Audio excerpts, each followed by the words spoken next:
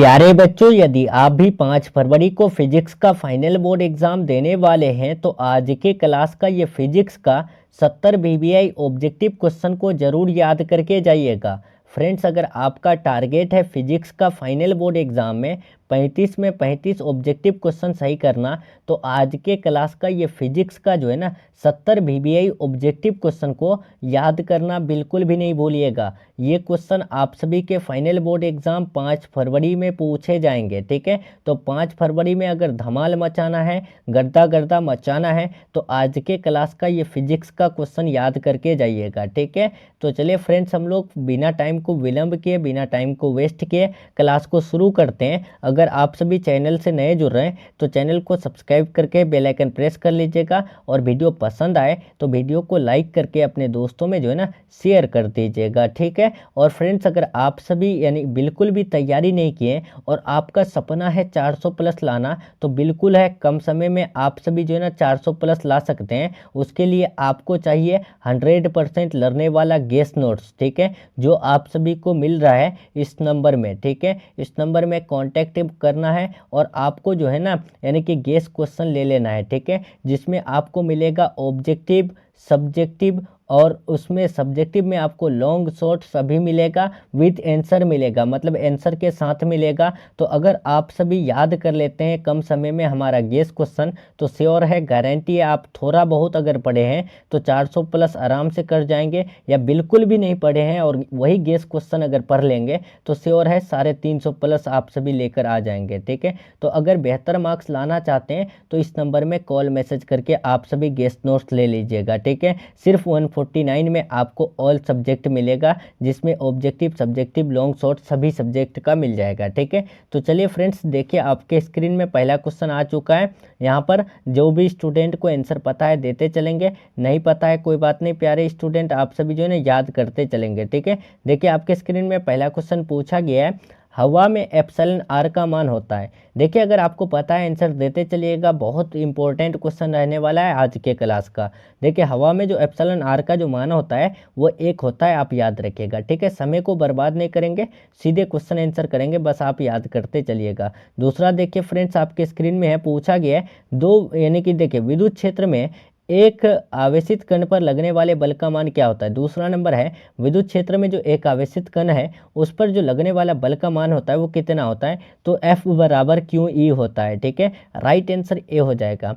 चलिए, तो यहाँ तीसरा नंबर देखिए, विद्युत फ्लक्स का SI मात्रक होता है। देखिए फ्रेंड्स, यहाँ आपको विद्युत फ्लक्स का SI मात्रक बताना है, तो याद रखिएगा विद्युत फ्लक्स का SI मात्रक वोल्ट मीटर होता है। ठीक है, right answer option number C हो जाएगा। चलिए, तो 4 नंबर देखिए, आपके स्क्रीन में पूछा गया है, संबंध यानी कि Q बराबर NE में निम्नलिखित में कौन n का मान संभव नहीं है। तो आपको पता है प्यारे स्टूडेंट, Q बराबर NE में जो n का मान संभव नहीं होता है तो वो 4.2 नहीं होता है। क्यों? क्योंकि n का मान हमेशा पूर्णांक होता है। ठीक है, पूर्णांक मतलब क्या, पूरा अंक, जैसे कि 1, 2, 3, 4, 5, ये यानी कि 6 डॉट डॉट डॉट n, ऐसा अगर हो तो वो जो है ना n का मान संभव होता है। लेकिन यहाँ पर पॉइंट में है जो कि ये बिल्कुल गलत है। ठीक है, ध्यान रखिएगा। चलिए, तो यहाँ 5 नंबर देखें, आवेश का पृष्ठ घनत्व बराबर होता है। आवेश का पृष्ठ घनत्व जो है वो किसके बराबर होता है, तो याद रखिएगा कुल आवेश यानी कि टोटल चार्ज बटे टोटल एरिया, मतलब कुल क्षेत्रफल। ठीक है, राइट आंसर बी हो जाएगा। चलिए, तो फ्रेंड्स अब हम लोग बढ़ते हैं 6 नंबर, किसी माध्यम की आपेक्षिक परावैद्युतता होती है। देखिए, कोई भी माध्यम की एप्सिलॉन आर जो होती है, मतलब आपेक्षिक परावैद्युतता, तो वो क्या होती है, तो याद रखिएगा एप्सिलॉन अपॉन एप्सिलॉन नॉट होती है। ठीक है, राइट आंसर ए हो जाएगा। चलिए, तो फ्रेंड्स अब हम लोग 7 नंबर बढ़ते हैं, पूछा गया है, पानी का परावैद्युत स्थिरांक होता है। ये क्वेश्चन आपको हलवा लगेगा, लेकिन ये क्वेश्चन 2024 में पूछा गया है। ठीक है, और 2020 में पूछा गया है, और 2009-10 में पूछा गया, आप उठा के देख लीजिए क्वेश्चन बैंक। ठीक है, देखिए यहाँ पर पानी का परावैद्युत स्थिरांक क्या होता है, तो याद रखिएगा 80 होता है। ठीक है, चलिए 8 नंबर देखिए, 1/4 पाई एप्सिलॉन नॉट का मान होता है। देखिए 1/4 पाई एप्सिलॉन नॉट का मान आपको बताना है, तो याद रखिएगा 9 × 10⁹ न्यूटन मीटर स्क्वायर पर कूलम स्क्वायर होता है। ठीक है, राइट आंसर 8 का ए हो जाएगा। 9 नंबर देखिए फ्रेंड्स, पूछा गया है, हाइड्रोजन स्पेक्ट्रम की कौन सी श्रेणी दृश्य भाग में पड़ती है? देखिए हाइड्रोजन स्पेक्ट्रम की कौन सी श्रेणी है जो दृश्य भाग में पड़ती है, तो याद रखिएगा वो है बामर श्रेणी। ठीक है, राइट आंसर ऑप्शन नंबर 9 का बी हो जाएगा। चलिए तो प्यारे स्टूडेंट 10 नंबर बढ़ते हैं। पूछा गया है आवेश का बीमा होता है, आवेश का आपको बीमा बताना है। तो मैंने आपको एक क्लास में बताया था प्यारे स्टूडेंट, आवेश का एसआई मात्रक कूलाम होता है और इसका जो बीमा होता है वो एटी होता है। ठीक है, क्या होता है? एटी होता है। ठीक है, तो याद रखिएगा right answer option number A हो जाएगा। चलिए तो यहाँ 11 नंबर देखिए, एप्सिलॉन नोट का मात्रक होता है। देखिए एप्सिलॉन नोट का मात्रक क्या होता है, तो याद रखिएगा फैराड पर मीटर होता है। ठीक है, ऐसा यूनिट में जो है ना, यानी कि क्या होता है, यानी कि देखिए एक होता है सीजीएस इकाई में। ठीक है, एक होता है सीजीएस इकाई में और दूसरा होता है एसआई में। ठीक है, तो अब एप्सिलॉन नोट का मात्रक अगर बताएं एसआई यूनिट में तो वो क्या होता है? फैराड पर मीटर होता है। ठीक है, और सीजीएस में बताएं तो कूलाम स्क्वायर पर न्यूटन मीटर स्क्वायर होता है। ठीक है, दोनों आप याद रखिएगा। ठीक है, एप्सिलॉन नोट का मात्रक। और देखिए एप्सिलॉन नोट का मान कितना होता है, तो 8.85 इंटू 10⁻12 फैराड पर मीटर होता है। ठीक है, ये भी आप याद रखिएगा, राइट आंसर भी हो जाएगा।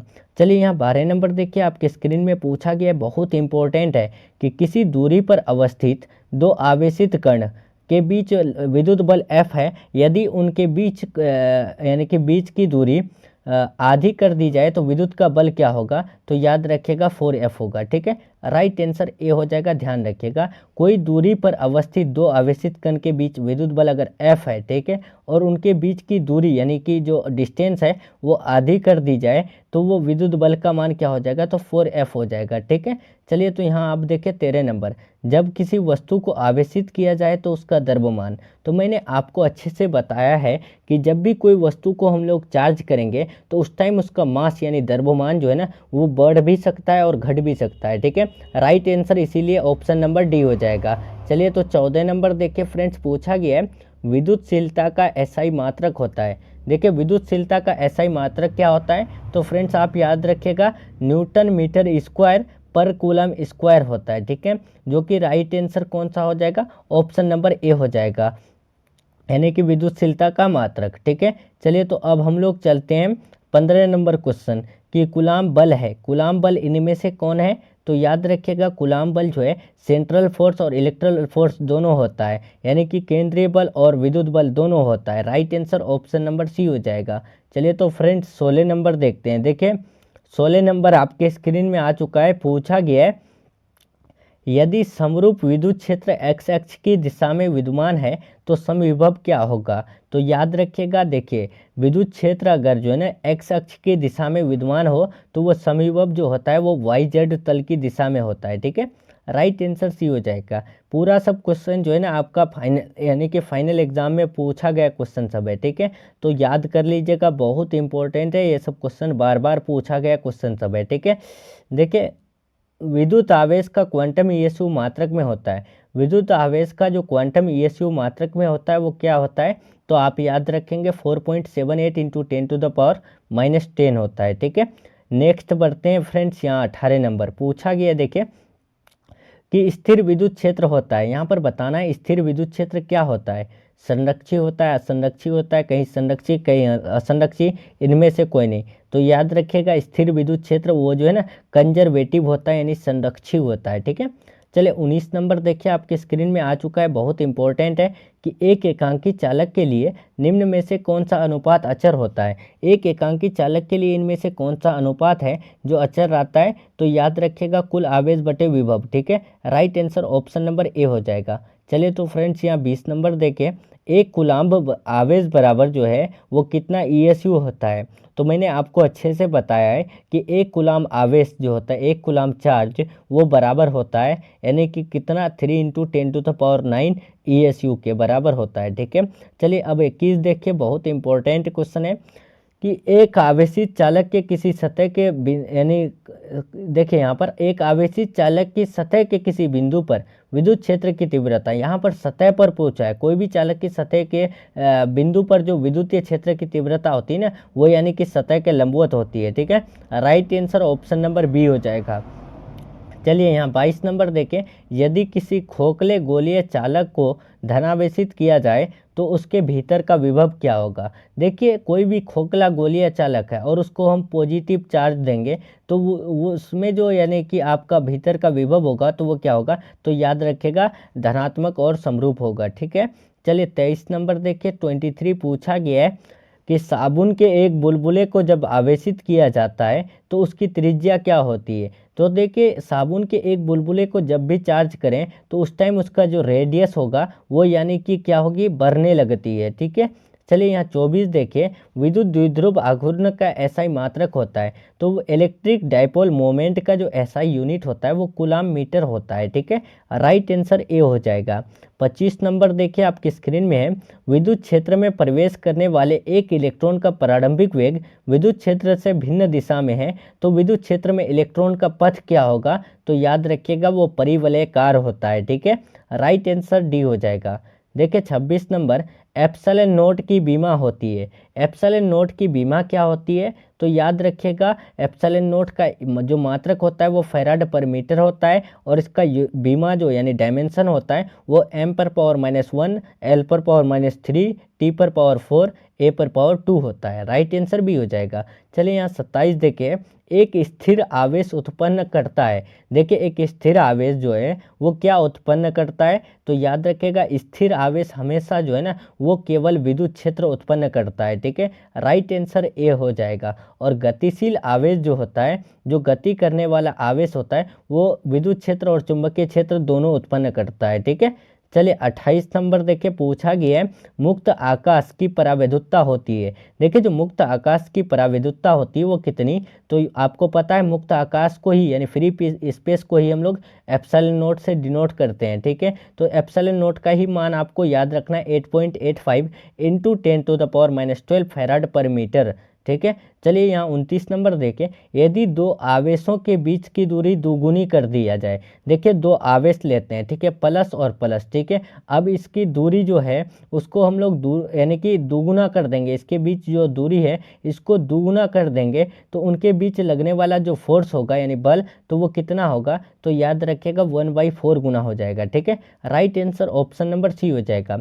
30 नंबर देखें, ई वेक्टर तीव्रता के विद्युत क्षेत्र में पी वेक्टर द्विध्रुव आघूर्ण वाले यानी कि द्विध्रुव आघूर्ण वाले विद्युत द्विध्रुव पर लगने वाला बल आघूर्ण क्या होगा, तो याद रखिएगा P vector into E vector होगा। ठीक है, राइट आंसर यहाँ पर ऑप्शन नंबर ए हो जाएगा। ठीक है, यहाँ पर वेक्टर जो है यानी कि इधर लिख दिया गया है, इस पर ऊपर में जो है ना वेक्टर नहीं चल रहा था। ठीक है, जिस वजह से वहाँ करीब में लिख दिया गया। ठीक है, तो आप सभी समझ जाइएगा।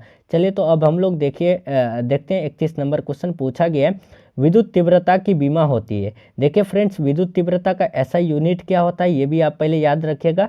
ऐसा यूनिट जो होता है वो न्यूटन पर कूलाम होता है। ठीक है, और इसका जो बीमा होता है वो ml/t पर पावर 2 टी पर पावर सॉरी ml/t पर पावर 2। ठीक है, t पर पावर -3, उसके बाद जो है आई पर पावर -2। ठीक है, ध्यान रखिएगा ml2। ठीक है, टी पर पावर -3, आई पर पावर -2। ठीक है, right answer option number C हो जाएगा। चलिए तो अब हम लोग बढ़ते हैं यहाँ पर, क्या विद्युत तीव्रता इलेक्ट्रिक फील्ड इंटेंसिटी पूछा है ना, राइट आंसर इसका ऑप्शन नंबर बी होना चाहिए मेरे हिसाब से। ml/t पर पावर -3, आई पर पावर -1 बी होगा, बिल्कुल राइट होगा इसका। ठीक है, ध्यान रखिएगा। चलिए तो अब 32 नंबर देखिए आपकी स्क्रीन में पूछा गया है, किसी आवेशित खोखले गोले चालक के भीतर विद्युत तीव्रता का मान क्या होता है, तो याद रखिएगा सिग्मा अपॉन एप्सिलॉन नोट होता है। ठीक है, राइट आंसर भी बिल्कुल राइट हो जाएगा।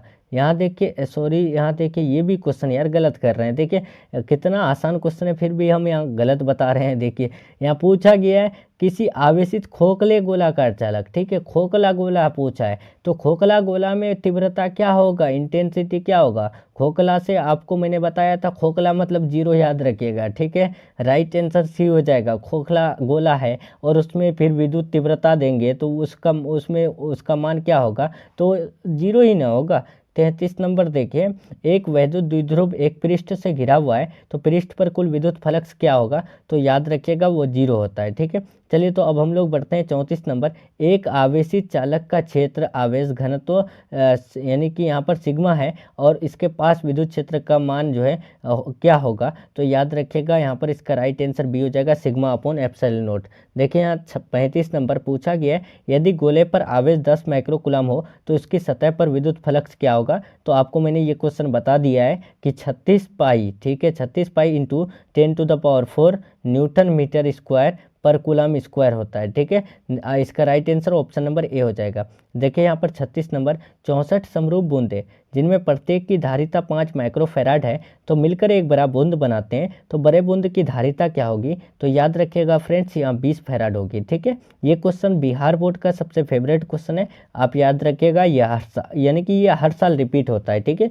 चलिए 37 नंबर देखिए पूछा गया है, निम्नलिखित में किस राशि का मात्रक वोल्ट प्रति मीटर होता है। देखिए इनमें से कौन सा राशि है जिसका मात्रक वोल्ट प्रति मीटर होता है, तो याद रखिएगा इसका right answer option number D हो जाएगा, यानी विद्युत क्षेत्र। विद्युत क्षेत्र का ऐसा यूनिट वोल्ट पर मीटर होता है और विद्युत धारिता का क्या होता है, तो फैराड होता है, और विद्युत विभव का वोल्ट होता है, विद्युत फ्लक्स का वोल्ट मीटर होता है। ठीक है, ये चारों का आप याद रखिएगा, आपके फाइनल एग्जाम में पूछे जाते हैं। ठीक है, चलिए 38 नंबर देखिए, इनमें से कौन विद्युत क्षेत्र की तीव्रता का मात्रक होता है, तो मैंने बता दिया है विद्युत तीव्रता का मात्रक न्यूटन पर कूलम होता है और इसकी बीमा जो है mLT पर पावर -3 I पर पावर -1 होती है। ठीक है, याद रखिएगा, इसी में हम गलत बता रहे थे आपको इससे पहले। ठीक है, देखिए 39 नंबर पूछा गया है, किसी चालक की विद्युत धारिता का व्यंजक होता है, तो कोई भी चालक की विद्युत धारिता का जो व्यंजक होता है वो C = Q/V के बराबर होता है। ठीक है, राइट आंसर ए हो जाएगा। चलिए तो 40 नंबर देखिए, आपके स्क्रीन में पूछा गया है, किसी विद्युत क्षेत्र में चालक को रखने पर उनके अंदर विद्युत क्षेत्र का मान क्या होगा, उनके अंदर पूछा है। देखिए कोई भी विद्युत क्षेत्र में चालक को रखने पर उसके अंदर की विद्युतीय क्षेत्र का मान पूछा है तो वो 0 होगा। ठीक है, चलिए यहाँ 41 देखिए, किसी वस्तु का परावैद्युत स्थिरांक हमेशा अधिक होता है, तो कोई भी वस्तु का परावैद्युत स्थिरांक जो है ना हमेशा 1 से अधिक होता है। ठीक है, राइट आंसर सी हो जाएगा। देखिए 42 नंबर, किसी संधारित्र की धारिता का मात्रक होता है। देखिए फ्रेंड्स, कोई भी संधारित्र की धारिता का मात्रक जो होता है वो क्या होता है, तो याद रखिएगा फैराड होता है। ठीक है, चलिए अब 43 नंबर देखिए पूछा गया है, आवेशित खोखले गोलाकार चालक के केंद्र पर। देखिए आवेशित खोखले गोलाकार चालक के केंद्र पर जो है विद्युत क्षेत्र शून्य होता है और विद्युत विभव नहीं होता है। ठीक है, याद रखिएगा विद्युत क्षेत्र शून्य होता है, विभव नहीं। ठीक है, ध्यान रखिएगा, आवेशित खोखले गोले के चालक के अंदर। राइट आंसर सी हो जाएगा। चलिए अब हम लोग चलते हैं, 44 नंबर क्वेश्चन पूछा गया है कि 4 संधारित्रों में प्रत्येक की धारिता 2 माइक्रोफेराड है और एक 8 माइक्रोफेराड का संधारित्र बनाने के लिए उन्हें जो है जोड़ना होगा, तो वो यानी कि समांतर क्रम में जोड़ना होगा। ठीक है, चलिए अब हम लोग बढ़ते हैं, 45 नंबर पूछा गया है, यदि कई संधारित्र उपलब्ध हो, ठीक है, यानी कि बहुत सारा संधारित्र उपलब्ध हो और तो उनके यानी कि समूहन से उच्चतम धारिता प्राप्त करने के लिए उन्हें जोड़ना चाहिए, तो वो किस रूप में, तो याद रखेगा श्रेणी क्रम में जोड़ना चाहिए। ठीक है, नेक्स्ट क्वेश्चन की तरफ बढ़ते हैं, 46 नंबर पूछा गया है, आवेश वितरण से, जब आवेश का वितरण हो उस टाइम जो है क्या होता है, तो ऊर्जा का ह्रास होता है। ठीक है, राइट आंसर ए हो जाएगा, यानी कि ऊर्जा की कमी होती है। ध्यान रखिएगा, जब भी आवेश का वितरण हो उस टाइम ऊर्जा का जो है ना ह्रास हो जाता है, यानी कमी हो जाता है। ठीक है, देखिए 47 नंबर, संधारित्रों के समांतर संयोजन में जो राशि प्रत्येक के संधारित्र के समान रहती है तो वो क्या है, तो देखिए संधारित्रों के समांतर संयोजन में जो राशि सभी संधारित्र के समान रहती है तो वो विभवांतर समान रहती है, बराबर रहती है। ठीक है, 48 देखिए, समान धारिता के n संधारित्रों को पहले समांतर क्रम और फिर श्रेणी क्रम में जोड़ा जाता है तो दोनों अवस्था की तुल्य धारिता का अनुपात क्या होता है, तो याद रखिएगा इसका राइट आंसर जो है ना ऑप्शन नंबर यानी कि n2 हो जाएगा, n² हो जाएगा। ठीक है, चलिए अब हम लोग बढ़ते हैं यहाँ पर 49 नंबर पूछा गया, विभव प्रवणता बराबर होता है, ये बहुत इंपॉर्टेंट क्वेश्चन है, विभव प्रवणता जो है वो किसके बराबर होता है, तो याद रखिएगा dV/dx के बराबर होता है। ठीक है, राइट आंसर सी हो जाएगा। चलिए तो फ्रेंड्स 50 नंबर देखते हैं, पूछा गया यहाँ पर कि एक समांतर पट्टिका संधारित्र के लिए निम्नलिखित में कौन सही है, तो याद रखिएगा ε/d सही है। ठीक है, 50 का ए हो जाएगा। 51 देखिए 51, एक बिंदु आवेश Q से R दूरी पर, यहाँ पर R होगा, ठीक है, R दूरी पर विद्युत विभव का मान क्या होगा। तो देखिए एक बिंदु आवेश Q से R दूरी पर जो विद्युत विभव का मान होता है वो यानी कि 1/4 pi epsilon not into Q upon R होता है, ठीक है। राइट आंसर ए हो जाएगा। 52 नंबर देखिए फ्रेंड्स, पूछा गया है आर त्रिज्या की पृथ्वी की विद्युत धारिता होती है। ये आपका सेंटअप एग्जाम और आपके फाइनल एग्जाम 2024 में पूछा गया। आप क्वेश्चन बैंक उठा के देख लीजिए, 2024 में ये क्वेश्चन देखने को मिलेगा। 2024 के आप 2009 से 2024 तक जो है पूरा क्वेश्चन बैंक उठाकर पढ़ लिए हैं तो आपको अच्छे से पता होगा। नहीं पढ़े हैं तो एक बार पूरा को रिवीज यानी कि देखिए, मैं आपको गारंटी दे रहा हूँ ये क्वेश्चन जो है ना 7 से 8 बार देखने को मिलेगा पिछले जो है 10 साल में, ठीक है। तो अच्छे से आप इस क्वेश्चन को याद रखिएगा। आर त्रिज्या की पृथ्वी की जो विद्युत धारिता होती है वो यानी कि 4 पाई एप्सिलॉन नॉट आर होती है, ठीक है। चलिए 53 नंबर देखते हैं, विद्युत विभव बराबर होता है इलेक्ट्रिक पोटेंशियल जो है वो किसके बराबर होता है। तो याद रखिएगा W अपॉन क्यू के बराबर होता है, ठीक है। राइट आंसर भी हो जाएगा। 54 देखें, 1 फैराड बराबर होता है, 1 फैराड जो बराबर होता है वो किसके। तो आपसे भी फ्रेंड्स याद रखिएगा 1 कूलम पर वोल्ट के, ठीक है। 55 नंबर देखें, आवेशित चालक की स्थितिज ऊर्जा होती है। देखिए फ्रेंड्स, जो आवेशित चालक की स्थितिज ऊर्जा होती है तो वो क्या होती है। तो याद रखिएगा 1/2 CV² होती है, ठीक है। Right answer option number B बिल्कुल राइट हो जाएगा।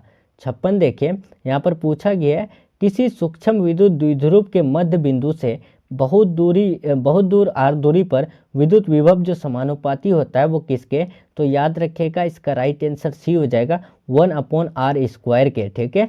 चलिए यहाँ 57 नंबर देखिए, पूछा गया है एक स्टेट कूलाम जो है वो कितने कूलाम के बराबर होता है। एक स्टेट कूलाम जो है वो कितने कूलाम के बराबर होगा। तो याद रखिएगा यहाँ पर 1/3 इंटू 10⁻⁹ कूलाम के बराबर होगा, ठीक है।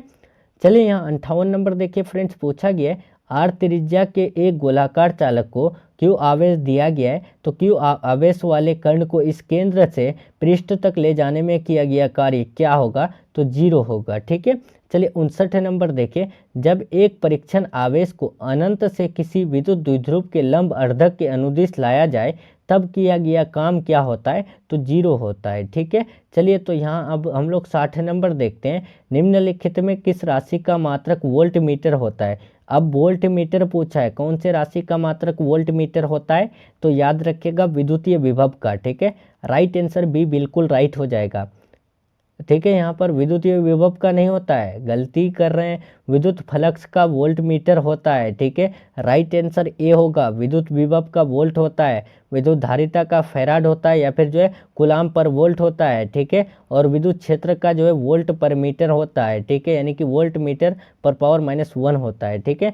चलिए तो यहाँ याद रखिएगा विद्युतीय फ्लक्स वोल्ट मीटर, चुंबकीय फ्लक्स वेबर, विद्युतीय विभव वोल्ट, विद्युत धारिता फैराड, विद्युत क्षेत्र वोल्ट पर मीटर, ठीक है। चलिए 61 नंबर देखिए, पूछा गया है यहाँ पर कि प्रभावी धारिता 5 माइक्रोफैराड को प्राप्त करने के लिए 2 माइक्रोफैराड के कम से कम कितने संधारित्रों की आवश्यकता होगी। तो याद रखिएगा 4 संधारित्रों की आवश्यकता होगी, ठीक है। 62 नंबर देखिए, यदि शीशे की एक पट्टी को वायु संधारित्र की प्लेटों के बीच खिसकाया जाए तो इसकी धारिता क्या होगी। तो फ्रेंड्स आप याद रखिएगा, यदि शीशे की एक पट्टी को वायु संधारित्र की प्लेटों के बीच खिसकाया जाए तो इसकी धारिता जो है ना ये यानी कि बढ़ने लगती है, ठीक है। इसका राइट आंसर क्या हो जाएगा, ऑप्शन नंबर, यहाँ प्लेटों के बीच घटने लगेगी, ठीक है। राइट आंसर बी हो जाएगा। 63 नंबर देखिए, पूछा गया यहाँ पर कि यदि 100 वोल्ट तक आवेशित, ठीक है, यदि 100 वोल्ट तक आवेशित करने पर एक संधारित्र की संचित ऊर्जा 1 जूल हो तो संधारित्र की धारिता क्या होगी। तो याद रखिएगा 2 × 10⁻⁴ जो है ना 4 फैराड होगी, ठीक है। चलिए अब हम लोग देखते हैं 64 नंबर, 1 माइक्रोफैराड के 2 संधारित्र समांतर क्रम में जुड़े हैं तो इनके श्रेणी क्रम में 0.5 माइक्रोफैराड का तीसरा संधारित्र जुड़ा है तो परिणामी क्या होगा। तो याद रखिएगा परिणामी जो है ना वो यानी कि 12 माइक्रोफैराड होगा, ठीक है। चलिए तो अब हम लोग बढ़ते हैं यहाँ पर 65 नंबर, ठीक है। उससे पहले गैस क्वेश्चन नहीं लिए, 100% लड़ने वाला ठीक है, जिसमें आपको मिलता है objective, subjective, long question, short question. तो अगर आप सभी नहीं लिए तो इस नंबर में कॉल मैसेज करके ले सकते हैं, जिसमें आपको जो है ना बहुत आसान भाषा में क्वेश्चन मिलेगा और आपके फाइनल बोर्ड एग्जाम में 100% लर्निंग की गारंटी है। ठीक है, तो आप सभी नंबर में कांटेक्ट करके ले लीजिएगा। ठीक है, टेलीग्राम चैनल ज्वाइन कर लीजिएगा, आप सभी को वहाँ पर जो है फ्री PDF मिल जाएगा इसका आज के क्लास का। ठीक है, देखिए आवेशित संधारित्र पर संग्राहक पट्टिका और संगणक पट्टिका के आवेशों का योग क्या होता है, तो 0 होता है। ठीक है, यहाँ देखिए 66 नंबर, दो समान धारिता है और संधारितों को समांतर क्रम में जोड़ रहे हैं। ठीक है, दो समान धारिता यानी कि सी है और दोनों को जो है समांतर श्रेणी में जोड़ रहा है, तो उसका समतुल्य धारिता क्या हो जाएगा, तो समतुल्य धारिता C+C = 2C हो जाएगा। ठीक है, उसके बाद जब भी समतुल्य धारिता हो तो इसका राइट आंसर ऑप्शन नंबर जो है ना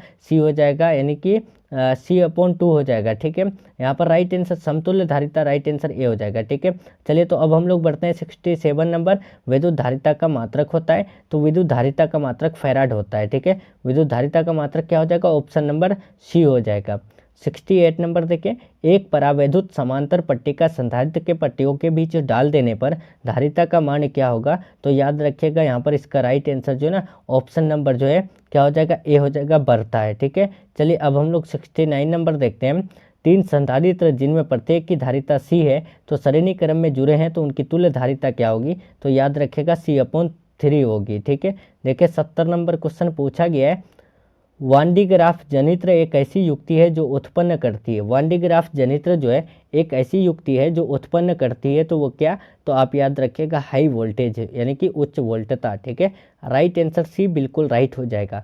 तो चलिए फ्रेंड्स, आपका जो है ना आज के क्लास में टोटल 70 यानी कि VBI ऑब्जेक्टिव क्वेश्चन कंप्लीट हो रहा है। ठीक है, कल हम लोग जो है ये वाला क्लास करेंगे। ठीक है, तो आप सभी जो है कल ज़रूर जुड़िएगा। ठीक है, जो भी स्टूडेंट अगर चैनल से नए जुड़ रहे हैं तो चैनल को सब्सक्राइब करके बेल आइकन प्रेस कर लीजिएगा, ताकि आप सभी को कल के क्लास का नोटिफिकेशन मिलते रहे। ठीक है, और आप सभी गेस क्वेश्चन नहीं लिए तो इस नंबर में कॉल मैसेज करके गेस नोट ले लीजिएगा, और आप सभी जो है ना कमेंट में बताइएगा 70 में आप सभी कितना सही किए। ठीक है, और फ्रेंड्स बिल्कुल भी तैयारी नहीं की ना, आप टेंशन बिल्कुल भी मत लीजिए, इस नंबर में कॉल मैसेज करके आप सभी गेस नोट्स ले लीजिए। आपको एक सब्जेक्ट का फ़ी जो है ना ओनली 30 रुपया लगेगा, और आप अगर लेंगे पूरा सब्जेक्ट तो आपको जो है 149 रुपया लगेगा। ठीक है, और उसमें सब मिल जाएगा आंसर के साथ। ठीक है, तो आप सभी बिल्कुल ले सकते हैं। चलिए तो फ्रेंड्स, अब हम लोग जो है ना मिलते हैं कल के क्लास में। ठीक है, आज अपना ख्याल रखिए, अपना स्टडी जारी रखिए। Take care, thanks for watching.